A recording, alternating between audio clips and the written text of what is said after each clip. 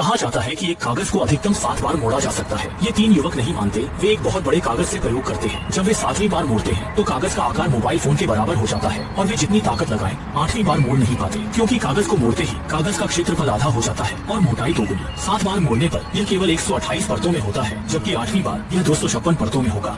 कागज मोटा होता है, इसे फिर मोड़ना कठिन होता है। 3 लोग मानक प्रिंटिंग पेपर से चुनौती देंगे, कौन अधिक मोड़ेगा।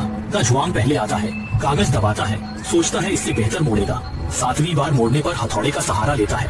अंत में उपकरणों से 8वीं बार मोड़ने पर कागज गट्टी बनता है। बाकी मानते हैं ये सफल नहीं। इसके बाद आई को नया तरीका अपनाता है, विकर्ण रेखा पर मोड़ता है, लेकिन वह अंततः 7 बार मोड़ने में भी असफल रहा और उसने एक बड़ा दांत भी खो दिया। सुशांत की रणनीति थी कि वह मोड़ने के निशानों पर जोर लगाए। उसने मोड़ने के निशानों को चिकना करने के लिए बारीक सैंड पेपर का उपयोग किया, जिससे कागज और पतला हो गया। फिर उसने अपने परिवार से आयरन निकाली और उसे इस्त्री किया, लेकिन वह भी अंततः 7वीं बार मोड़ने पर ही रुक गया। ये कागज की मोटाई के कारण है, इसलिए उसने एक पतला स्केच पेपर लाया। फिर उसने लंबी तरफ कुछ बार मोड़ा, फिर चौड़ी तरफ मोड़ा, जिससे मोड़ने के निशानों का स्थान बिखर गया और आगे मोड़ना आसान हो गया। उसने इस तरीके से 8 बार मोड़ने में सफलता पाई। लेकिन द जुआन सही कागज मोड़ने का तरीका है। कागज को मोड़ने के बाद उसे 90 डिग्री घुमाकर फिर से मोड़ना। यह तरीका स्पष्ट रूप से धोखा है। सुशांत ने सुझाव दिया कि अगर एक सुपर बड़े कागज का उपयोग किया जाए तो क्या इसे 7 बार से अधिक मोड़ा जा सकता है। इसलिए उन्होंने बाजार में सबसे बड़े कागज को लाने का फैसला किया। बड़े कागज का उपयोग करना आसान होना चाहिए। पहले मोड़ने में यह बहुत आसान था। कागज का क्षेत्रफल तेजी से घट रहा था। 6ठी बार मोड़ने के बाद यह एक छोटी सी गड्डी में बदल गया और 7वीं बार मोड़ते समय इसे दबाना बहुत मुश्किल हो गया। इसके बाद चाहे वे कोई भी तरीका अपनाए, वे सभी 8वीं बार मोड़ने में असफल रहे। ऐसा लगता है कि यह अफवाह सच है। अफवाह को तोड़ने के लिए तीनों ने अगली बार पतले और बड़े कागज का प्रयोग करने का निर्णय लिया। इसलिए उन्होंने एक हैंगर उधार लिया, जिसका क्षेत्रफल एक फुटबॉल मैदान के बराबर है। चूंकि इतना बड़ा बिना सीम वाला कागज खरीदना संभव नहीं था, इसलिए उन्होंने रोल पेपर को एक साथ जोड़ने का फैसला किया और डबल साइडेड टेप से कागज चिपकाया। वे विशेष रूप से निर्मित कागज का उपयोग कर रहे थे, जिसकी मोटाई सामान्य प्रिंटिंग पेपर की आधी थी।